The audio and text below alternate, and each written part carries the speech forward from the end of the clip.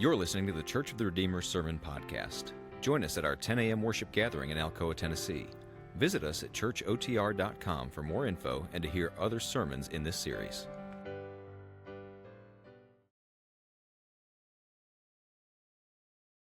At the beginning of Advent, we started a series at the end of Isaiah. Isaiah is chapter 60 through 66. Most of Isaiah is prophecies of doom, prophecies of destruction coming upon Jerusalem and all of Israel and its people because of her own wickedness, because of her oppression of the poor, because of her ignoring of God, for her empty religious sacrifices.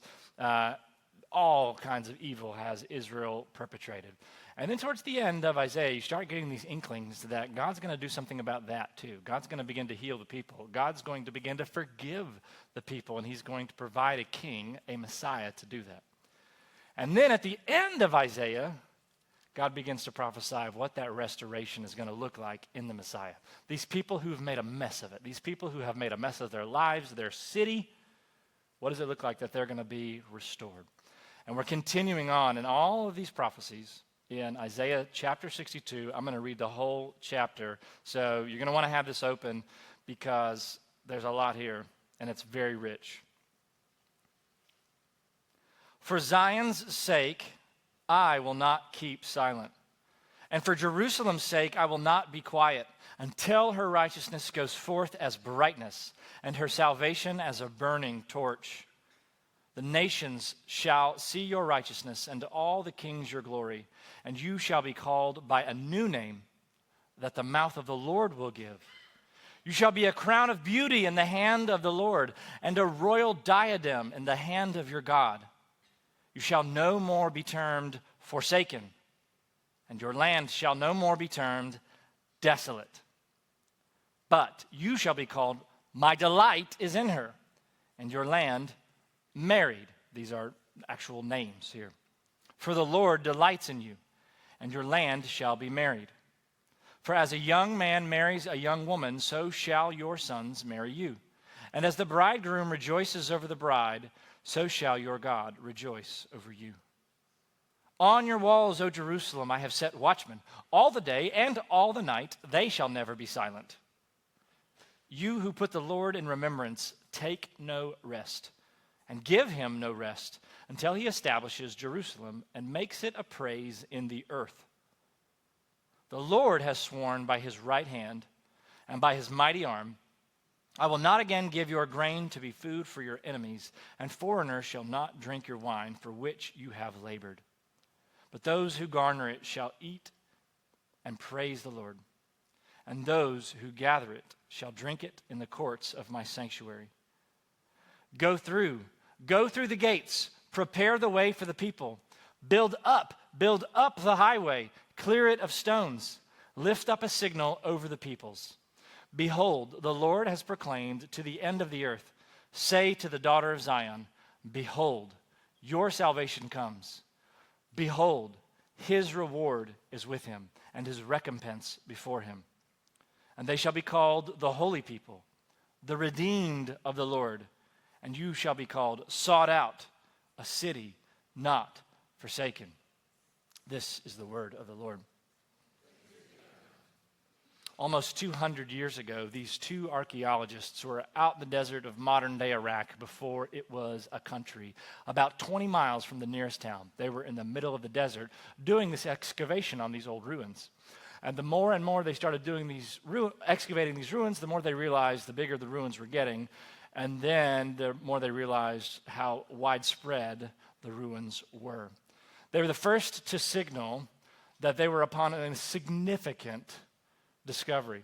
Over the next several decades, as several other archaeologists and several other countries got involved, they realized they were dealing with the largest and the first true urban city in human civilization called Uruk. That's where we get the modern day word Iraq from, Uruk. Uruk spanned eventually almost 3 whole miles. This is where the world's first ziggurats were made, those kind of angular pyramids. This is where the first writing that we know of in human civilization was ever done. And this city dates all the way back to the early 5th millennium. 6,000 to 7,000 years ago. Archaeologists and historians now believe the city of Uruk at its height had about 80,000 people. This would have been enormous for its time, starting 6,000 to 7,000 years ago, and for several millennia was the center of several different empires. And then starting 2,000 to 3,000 years ago, Uruk started experiencing decline. One of those major declines was meteorological. As the Persian Gulf, as the ocean levels began to sink a little bit, the Euphrates River began to dry up. And Uruk was beside one of these offshoots of the Euphrates River, which eventually dried up. And then, as politics will do and empires come and go, eventually Uruk's fate began to wane. And by about the year 600 AD, the city was completely abandoned, completely forsaken, never to be a city again. One of the world's foremost cities for thousands of years. No one lives there anymore.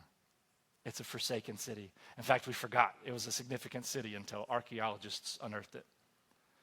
Now, contrast the picture you have of this totally desolate desert and the city of Uruk with the picture of London you get in A Christmas Carol. It's that time of year. I know I bring up A Christmas Carol every year. I can't help it. I love Charles Dickens. If you've ever actually read the story and not just seen an adaptation on movie or a play or something like that, the city of London is vibrant. Near the beginning of the story, Bob Cratchit is leaving his place of work, and he sees these kids sliding down the ice. They're effectively ice skating on the London streets, and Bob Cratchit thinks it looks a lot of fun, so he's going to join in, and he's going to ice skate along with them. The city is pulsing with energy. The poulterer shop is often mentioned, and the toy shop, and there are Christmas carolers everywhere. It's a city pulsating with energy, even so much that Dickens personifies even the London fog and its chill, and he personifies even the smoke of industry. That the city is so alive that even its inanimate things seem to be coming to life. Even the journalist and writer G.K. Chesterton 100 years ago said, the best character in A Christmas Carol is the city of London itself.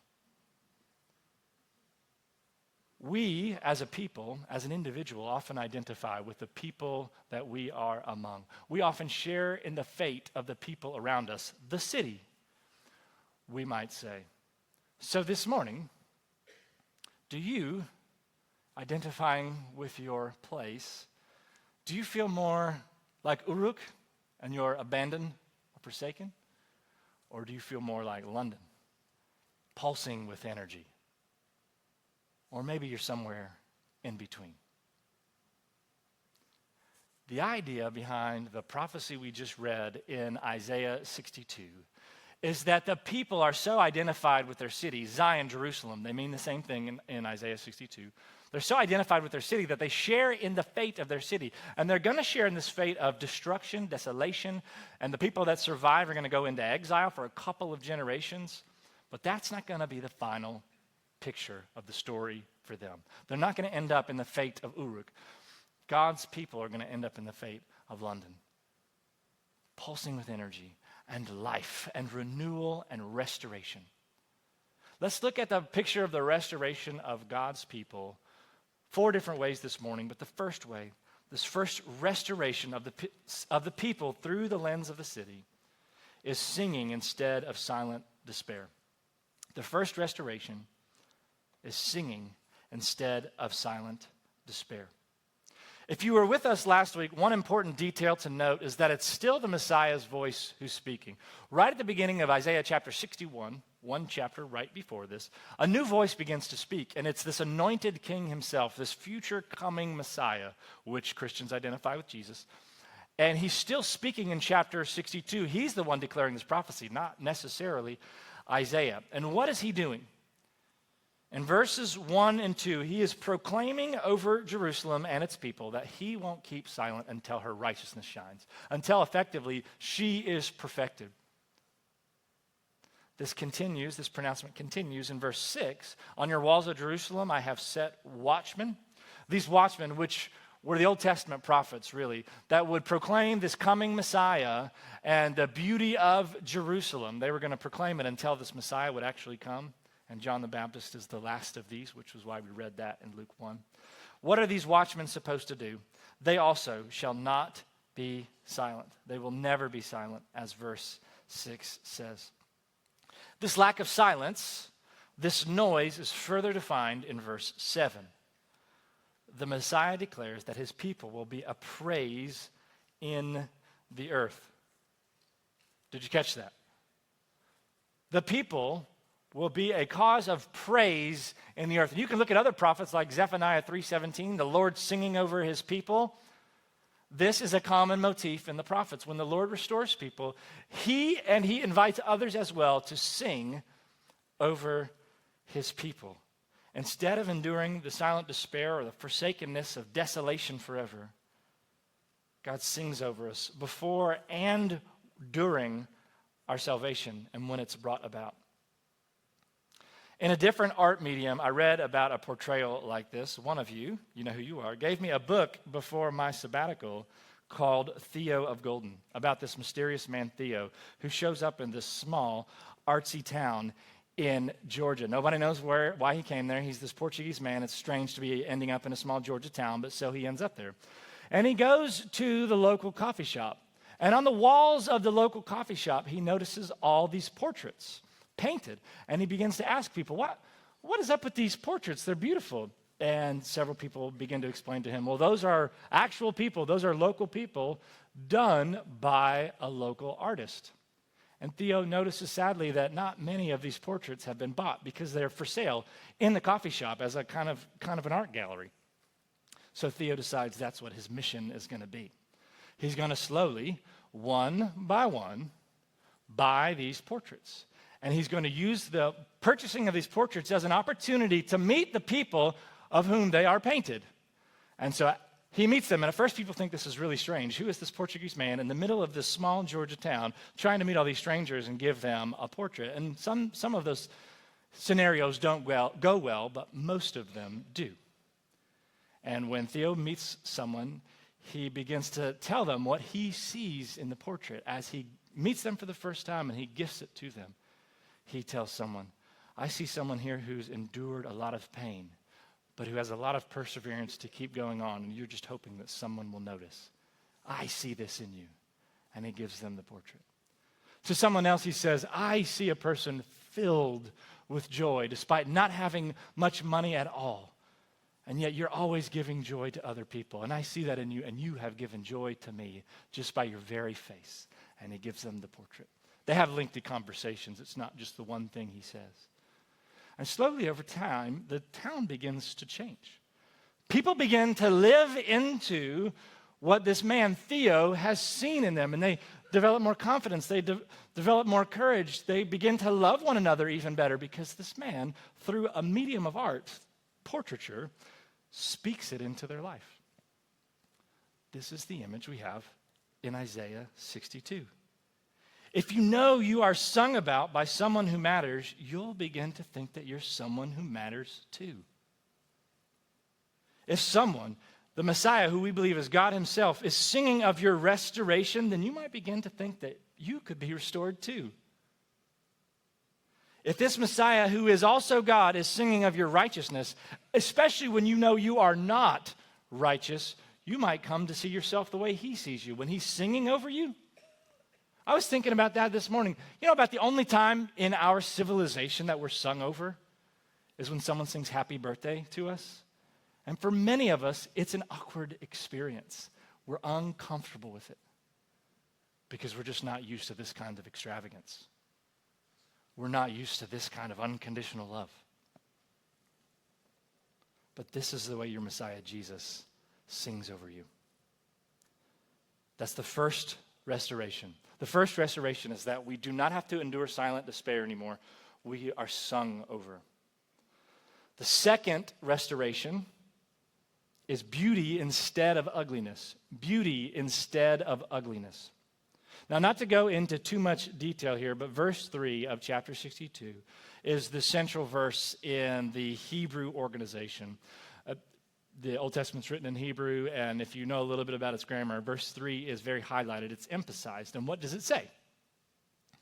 The Messiah is telling Jerusalem that they shall be a crown of beauty in the hand of the Lord and a royal diadem in the hand of God. Now, a crown or a diadem is a symbol of power. It's a symbol of ruling. A king would place it on his head, and only the king has this level of authority.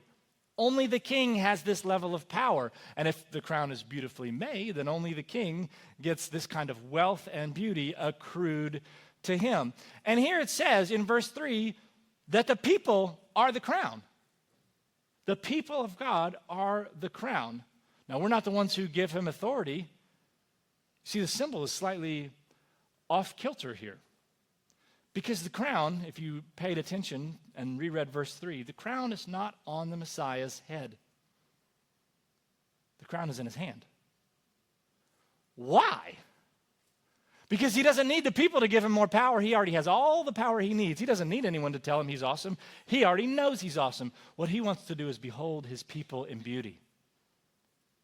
If the crown is the most beautiful piece of elaborate finery that a king could wear, metaphorically, the king doesn't want to have it on his head because then he couldn't see it. He wants to have it in his hand so he can behold it. He wants to behold his people. He wants to behold you in beauty instead of ugliness.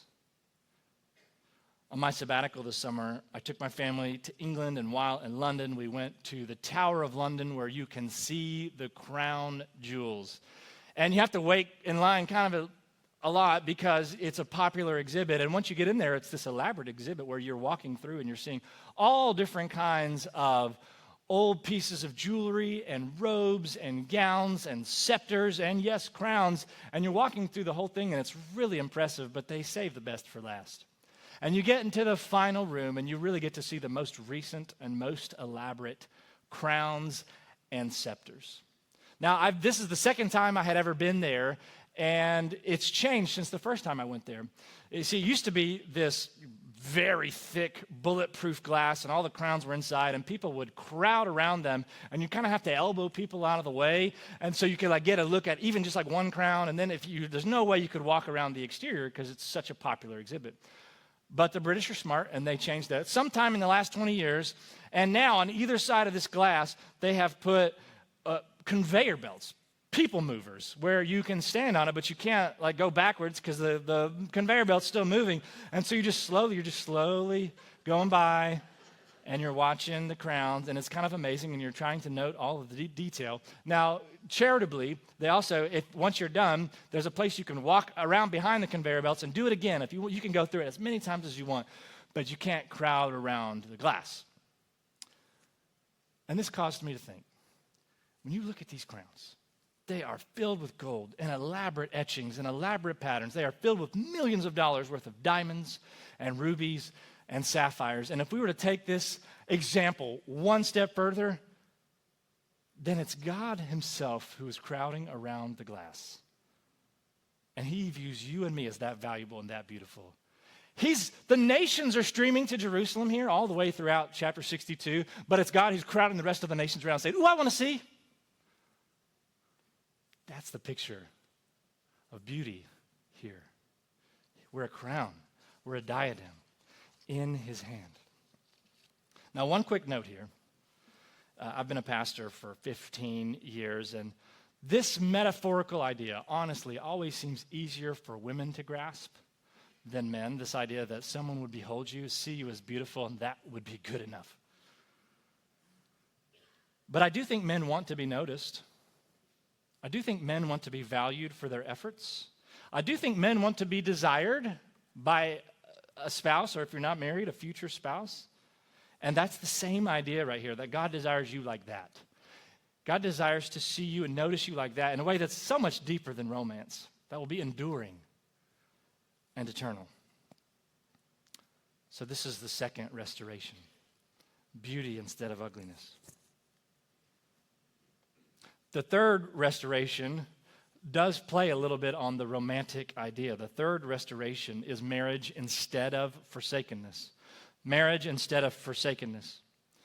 In verse 2, the Lord himself says he will call his people by a new name. And in verse 4, we get those names. And some of your translations that might actually say the Hebrew words, because it's actually a proper name, things like Hephzibah and Beulah. That's the Hebrew names, but in the English Standard Version, it just gives you the translation because no one knows what Hephzibah means, it turns out. So that means it's my delight is in her in verse 4, and Beulah is married also in verse 4. I think one of the challenging things if you reread verses 4 and 5 is who's getting married? Who's getting married? Is it the land that's getting married to the people? The people will be exiled into Babylon. Eventually they will come back. And who is it that's getting married? Is it the people marrying the land, or is it God who's marrying his people? Because both are implied in verses 4 and 5. And so the answer then is both. Marriage is a symbol of fruitfulness. And this idea is that both the city, both Jerusalem and the land, the rural areas will be fruitful again in different kinds of ways because marriage implies fruitfulness. You don't have to use your imagination too much. You're going to have to know what I mean. And the idea is here, the land will be fruitful again as it's married to its people. It would begin to produce the bounty of the earth when it had been forsaken, and only thorns and thistles would grow. And then the people themselves would be fruitful in the sense that they would have intimacy with God. They would know God, and they would be fruitful in their own lives to bring about what God will want within them and for them. They would be fruitful again. This marriage idea makes a lot of sense if you tease out the metaphor even further, because the kind of rejoicing that God does over his people is the rejoicing of a bridegroom. In verse 5, the second half of verse 5, and as the bridegroom rejoices over the bride, so shall your God rejoice over you. This is the joy not just of a marriage, but of a wedding day in particular. When a bridegroom beholds his bride, he's so excited.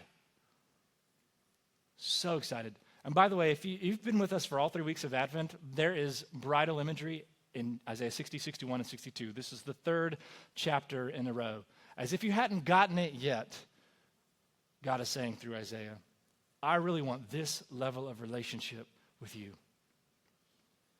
Extend the marriage metaphor one step further, and you have the idea of exclusive commitment.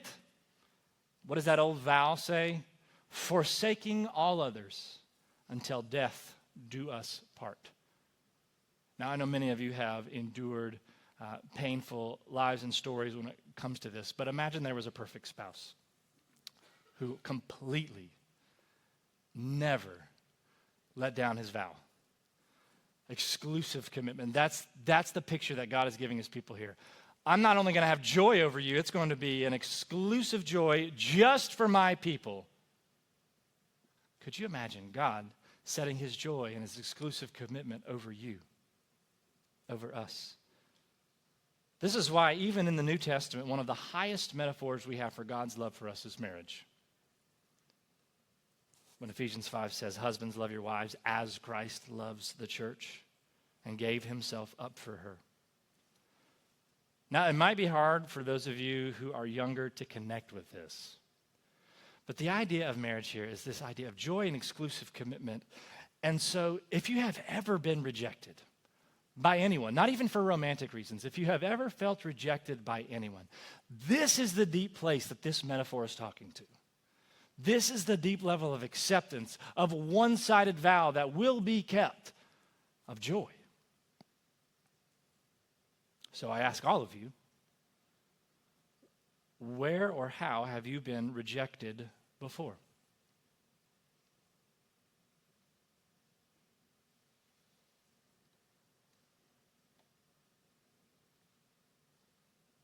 And in that place, I want to proclaim with the Messiah that your Messiah God exclusively delights in you.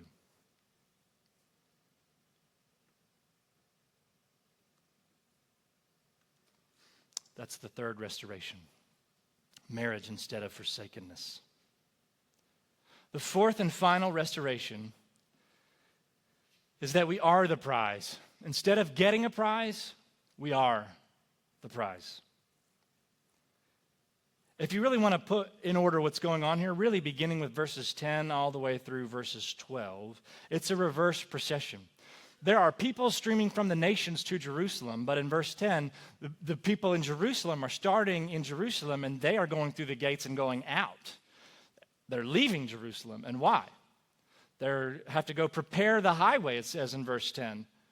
to make it clear of stones, to make a signal over the peoples, and not just so that the peoples can come and stream the nations, not just so that they can come to Jerusalem, but so that the Messiah himself comes. Verse 11 says, behold, your salvation comes. And then it says, his reward is with him and his recompense before him. When verse 11 says his reward is with him, well, who's with him? Well, the people, the nations, they're streaming with him. When the Messiah says, oh, I have a reward with me, and we're all going to go to Jerusalem together, he means the people, the Gentiles, you and me. We're the Messiah's reward. And then it says, and his recompense before him. Well, what's a recompense? A recompense, literally in English, a recompensation, is an awarding for damages. You are getting this compensation. You know, if you've ever been hit by someone else in a car and it's their fault, you get the awarding of their insurance for your damages. It's a recompense. And so when this says his recompense is before him, it is saying of the Messiah, oh, he is going to be getting an award for his damages. Now, very particularly, and I would say peculiarly, that's going to take a long time. Peculiarly, got it. This recompense is not for the people. Though there have been lots of prophecies in Isaiah of the destruction of Jerusalem, you'd think, oh, this is a recompense for all the things that they would have to endure. And you could go read Isaiah 40, and that's true, but that's not what's going on here. Isaiah chapter 62, this recompense is also the people. When the Messiah comes the first time, Jesus himself, he does head to Jerusalem. And he heads there on his way to a cross. He's going to be damaged. And he knows it. And what's the reward he's going to get? This recompense for himself is you and me. Is anybody who trusts in Christ. And ironically, why was he put on a cross? Most historically, Jesus was put on a cross because he said he was this guy. He said, I'm the Messiah who is also God. And the Romans were threatened by him because he said he was a king, and the Jews were threatened by him because he said he was their king, and they didn't want him. And he also said that he was their God, and they thought that was blasphemy.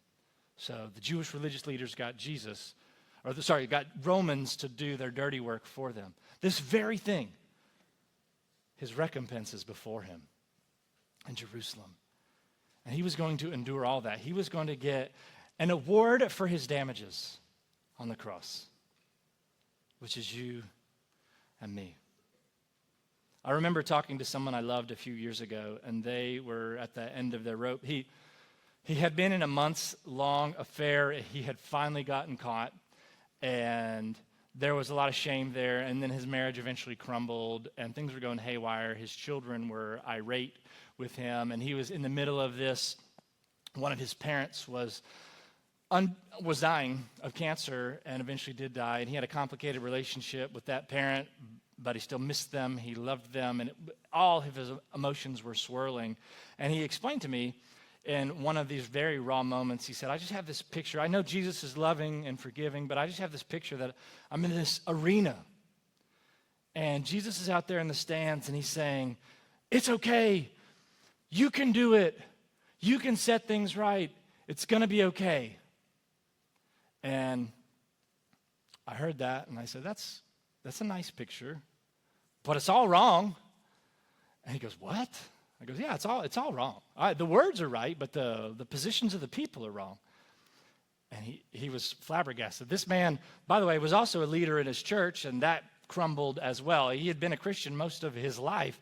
And he's like, what are you talking about? You're saying this picture, this experience I'm having with Jesus is all wrong? I'm like, yeah, I know it's wrong because I've read the Bible. And he explained it to me. I said, well, there is someone in the stands saying, go on, you can do it, you can set things right, but it's you're the one in the stands. And Jesus is the one in the arena. He already knows you failed in the arena. He's in the arena because you failed, and he's saying, yeah, I got this for you. I will win the battle for you. I'm the Messiah. I'm the King. I'm the anointed one. And my recompense is before me, and it's you. I'll win this battle, and you up in the stands, you're my prize.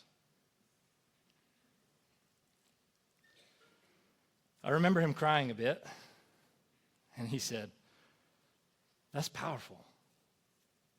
How come I've never gotten that before? Indeed. Friends, I'm so convinced that one of the biggest problems Christians have, and by definition as well, those who are not Christians, is that we just don't really believe the good news as much as we think we do. That God sings over you, that God delights in our beauty of an ugliness we've achieved, but He's the one who's made us beautiful. That God marries us despite our unfaithfulness. That God views us as the prize when we failed in the arena, when He hasn't, because of His perfect life, death, and resurrection for you.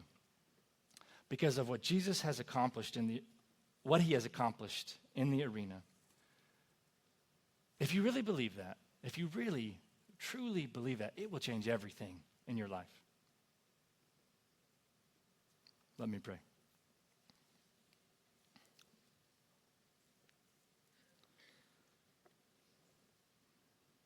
Our Father, a bit like being sung happy birthday to, it's a little awkward to just read all of these naked promises and to actually believe them. It seems like no one could really be that extravagant toward us. That it could really be permanent, that joy could be perpetual, and that you view us that way, you could do it for us. This morning, Lord, I just ask that we could respond a little bit. If we find Jesus a little more beautiful, if we find Him a little more worthy just because He does it for us, may that be good enough today. In Jesus' name, amen.